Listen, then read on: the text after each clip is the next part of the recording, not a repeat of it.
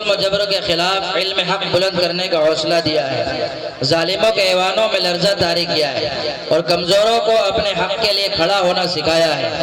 یہی خطابت ہے جس نے قلعوں کے قلعے فتح کیے ہیں، میدانوں کے میدان سر کیے ہیں۔ جب خطابت نبی کی زبان تک پہنچی تو وہ دعوت و ہدایت بن گئی، جب واعظ کی زبان سے نکلی تو نصیحت و موعظت بن گئی، جب مجاہد نے اسے اپنایا تو نعرہ انقلاب بن گئی، اور جب کسی قائد اور رہنما نے اسے اختیار کیا تو ترانہ سیاست بن گئی۔ الغرض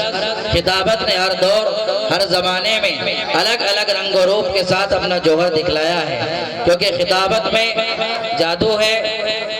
سحر ہے اور بے پناہ تاثیر ہے۔ شاعر اسی حقیقت کو یوں بیان کرتا ہے: خطابت وجد میں آئے تو پھر ہتھیار بن جائے،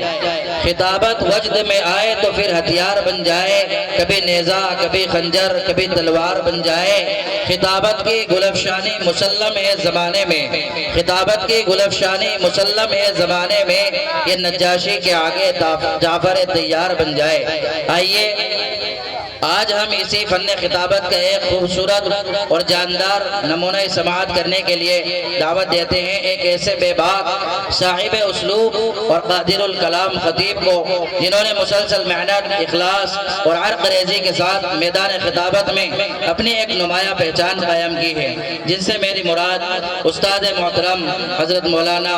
سید مفتی مظہر حسین صاحب ندوی دامت برکاتہم العالیہ، مفتی شہر